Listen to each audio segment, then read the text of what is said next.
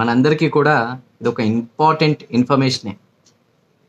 ఇప్పుడు ఎవరైతే ఈ వీడియోని చూస్తున్నారో వాళ్ళకు ఒక ఇంపార్టెంట్ ఇన్ఫర్మేషన్ ఏంటంటే, Telangana police cyber crime department వాళ్ళు ఎవరైతే ఉన్నారో ఒక ఇన్ఫర్మేషన్ని మీ బంధువులకి, తోటి స్నేహితులకి వాళ్ళందరికీ కూడా షేర్ చేయండి. జాగ్రత్తగా ఉండమని చెప్పండి. ఎందుకంటే ఇది అందరినీ భయపెట్టడానికి కాదు. ఒక ఏదైతే ఇప్పుడు కొన్ని సంఘటనలు మనం బయట చూస్తున్నాం, సైబర్ క్రైమ్కి సంబంధించి కావచ్చు, వివిధ ఫోటోలు మార్ఫింగ్ విషయంలో కావచ్చు, ఇతరితర.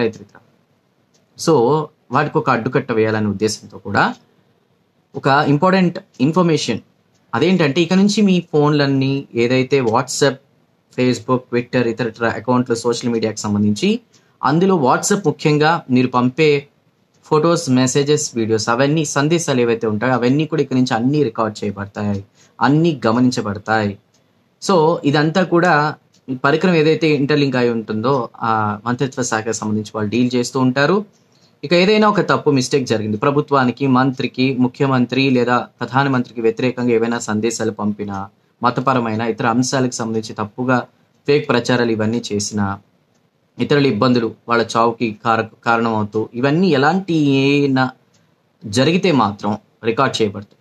బట్ అది మనం ఎలా తెలుసుకోవాలి మనం తప్పు చేసాం అనేది మనం చూసుకున్నట్లయితే, ఇప్పుడు మనం ఒక మెసేజ్ పంపామనుకోండి, ఒక టిక్ వచ్చి 2 టిక్స్ వస్తాయి, అవునా?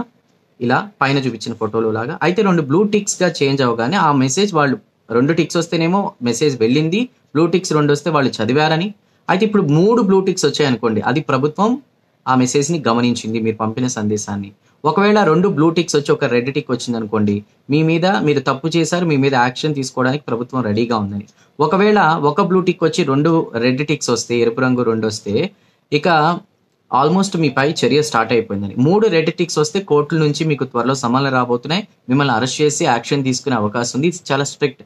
సో మీ బంధువులకి, స్నేహితులకి ఇంపార్టెంట్ ఇన్ఫర్మేషన్ ఫార్వర్డ్ చేసి అందరినీ జాగ్రత్తగా ఉండమన్నారు మనవి. ఎందుకంటే ఇది భయపెట్టాలని కాదు, బట్ సమాజంలో ఎలాంటి నేరాలు, ఘోరాలు జరగకుండా జాగ్రత్త పడడానికి, మనం ఒక బాధ్యత గల పౌరుడిగా ఉండడానికి కూడా వాళ్ళు జారీ చేసినటువంటి ఒక ఇన్ఫర్మేషన్.